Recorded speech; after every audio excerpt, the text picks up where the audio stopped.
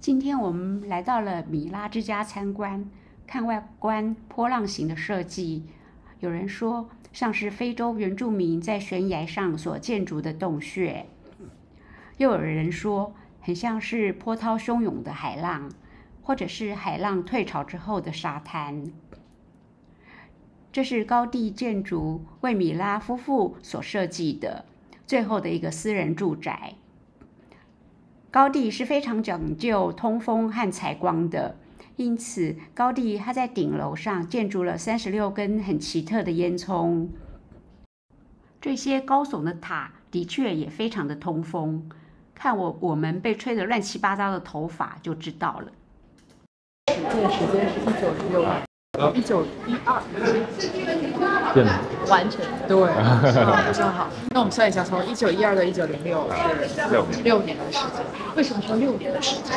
为什么需要6年？是没钱吗？没钱，筹不到钱。这不是钱，跟钱有关系，但不是因为没钱。具体因为什么？以后我们再来上会期给大家讲一下。还有2位女士住在上面，她怎么说呢？就是我们你说上楼啊、下楼不要摁门铃。没有按门铃。不要按门铃。因为我是这边那个米拉家的官方导游，就是早上起来经常会有客户喜欢摁人家门铃。我就说，对，那占地面积，对，是1600。所以是一间是1600。一整个房子的全部面积。是你是什么 acre 还是平方米？平方米，在欧洲用平方米的啊，对。是什么？炉灶。炉子这个是烧水的，不是高压锅。高压锅，这就是1920年代的高压锅。对，然后底下这是个什么？书柜。娃娃屋吗？对了，这是娃娃屋。娃娃屋啊，这个是那个年代资产阶级家小孩才有的娃娃屋啊，很典型的。所以这间屋子是谁的屋子呢？对，小孩房，就是小孩房。那是什么？对，那是帽子。对，这个帽子干嘛用的呢？给小孩子戴的。不知道。它其实是巴塞罗那或者是加泰罗尼亚本地的这种防止小孩在学习走路的时候磕床脚、磕桌角、磕柜角的一个磕脚帽。对，儿童的安全帽。对。我看磕到那边的话，我们往这边看的话，还会看到一个那个年代的一个走马灯啊，对啊，这个都是那个时候那个年代的小孩子玩的东西啊。还有这个摇摇马。另外我们抬头看一下，有没有觉得这个天花板跟我们自己家的又不一样了？圆形，它是圆形的，对吧？而且像波浪一样，对吧？像不像风吹过沙丘？熨衣服、烫衣服是这样的。其中最有意思的，我们看一下那边有好多熨斗，对吧？熨斗中间里面实际上是烧炭的。这个屋子是整个这个公寓当中唯一一个没有窗户直接对外面的一个屋子啊。那么高迪呢，实际上考虑很周到。虽然这间屋子没有窗户，但是它那边可以看到有一个换气窗啊。另外呢，我们可以看到左手边有好多窗，对吧？那么左手边的，首先就是因为他是采光和通风的大师。即使是佣人房，高迪也考虑到了这个整个的采光和通风问题啊，这也是当时他首先能够成为一个非常好的建筑师的一个最基本的一个条件，就是高迪亲手做的这个门100多年是吧？比我们现在自己住的巴塞的房子而且它还是个玻璃门，非常好。我现在不能给你们拉起来，但是一旦拉起来之后，就两边说话是完全是基本上听不清的。而且我们看一下这个把手，我们往中间来，让后面人过一下。我们从中间这个角度看这两边的把手是不一样的。都要赡养父母，尤其是老年女性。上一般都是要祖母房，就是祖母的自己住在这儿。就是我们可以说是外公。男主人实际上是米拉的侄子。当时的资产阶级男性基本上其实是不怎么工作的那他们怎么挣钱呢？就房地产。对了，就是房租、证券股票。另外没事的时候，他们也会读一些书。哇，他想主卧不大。为什么这么想？它确实也有保暖的一个作用，但是最主要的是因为西班牙人，我管它叫活在大街上的民族。还有个小门你可以看它后面是有个小门的，可以只开。对对对，这后面是个小门的。看谁来。对，就我们点外卖呀、快递呀，你总是要问一下。它设计的一种特别的结构，就是说它以承重柱的形式代替了承重墙啊。那么简单说就是说，租客他可以随心所欲的改变结构。比如说我有2个孩子，我可能需要3室1厅或者4室1厅，对吧？那我就可以改成3室1厅或者4室1厅。La Pedrera， 西班牙语啊。它就是采石场的意思啊，所以它已经不用米拉之家这个词了，它用的是 La Pedrera 啊，就是采石场啊。那这一层原先是做什么用的呢？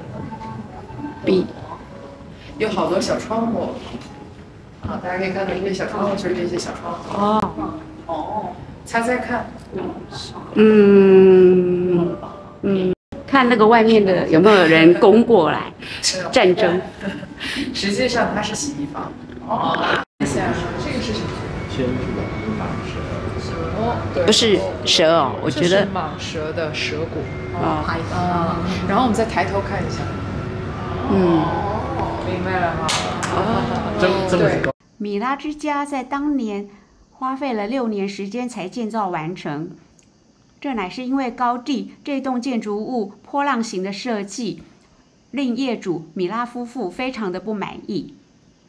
因为在当年的设计都是直线条的设计，并很少看到这样波浪形转弯，无一处是直线的设计，因此他们之间出现了许多冲突，因而耗时6年才完成。这是从米拉之家拍过去圣家堂的照片。在当年高第这样大胆前卫的设计，如果你是业主，是令它拆掉重建还是接受呢？接下来我们来到了巴特罗之家。现在我们要进入巴特罗之家，所以先看看它的外面街景。今天的天气还算不错，气温大概是18度到20度之间。看一下它的精雕细琢的。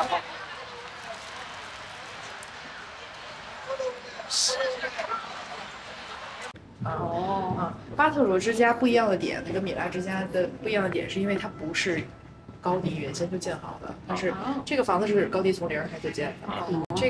这个巴特罗之家，它是高第改建的。那改建之前什么样的？是这样的。就是高第改成了这样。为什么要改成这样呢？就是因为当时的这个巴特罗先生买了这个房子之后呢，觉得它实在太普通了，而且他隔壁的房，他邻居都比他家好看。然后他觉得不能炫富。烟斗。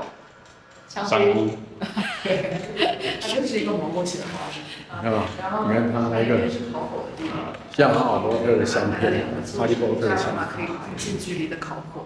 就很像哈利波特的相片。最好的角度是从这个下来，试试看。他们完全我们很少能见到这样的，对吧？这样才行。对，而且我们看一下门上这些小窗户，或者说这些这个形状。对啊，对，非常舒服。而且呢，我会发现下面的人都看我们，在拍我们也在拍他们，就好像我们在潜水艇里面，我们在看鱼，鱼也在看我们。另外呢，就是我们看一下它这个天花板，这个天花板是最漂亮的。水里的漩涡，而这个灯呢，实际上也是高第设计的，只不过它呢是在一个新标出来的。它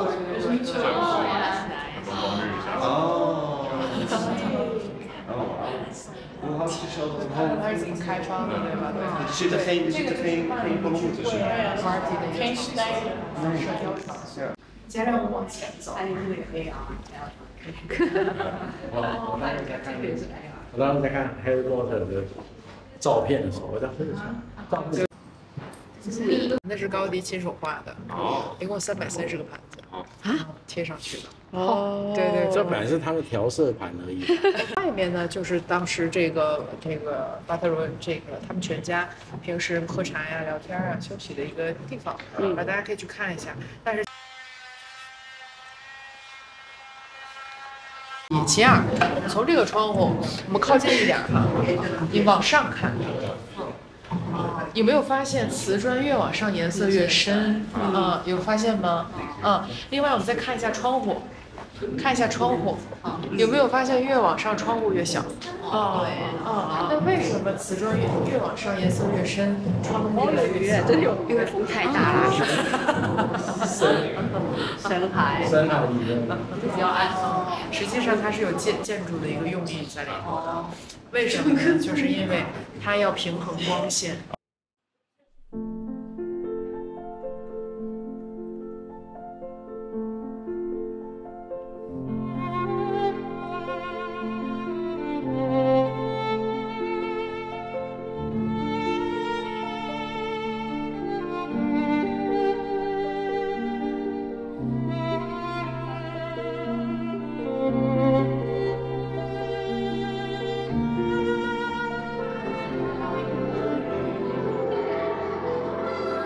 巴特罗之家里面的展厅也结合了许多声光、影音、AI 影片，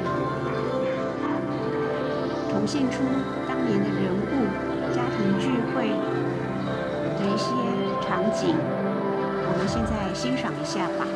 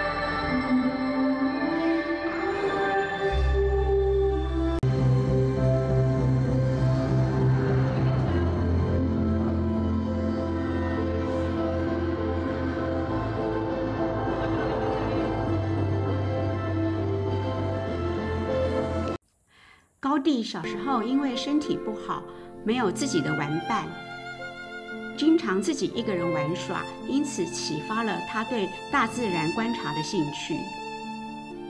高第对巴特罗之家在1904年老屋拉皮之后，成为当时大街上最耀眼的一栋房子。高第对于巴特罗之家设计的灵感，可能受到《海洋2万公里》的这部科幻小说的影响，因此巴特罗之家内部精美空间的设计，像极了深海的洞穴，也展现出高第他对陆地、领域以及海洋世界交流的好奇心。想想当年巴特罗先生住进了这样的一栋豪宅，就如同现在的富豪拥有私人的游艇、飞机等，一样是何等的风光啊！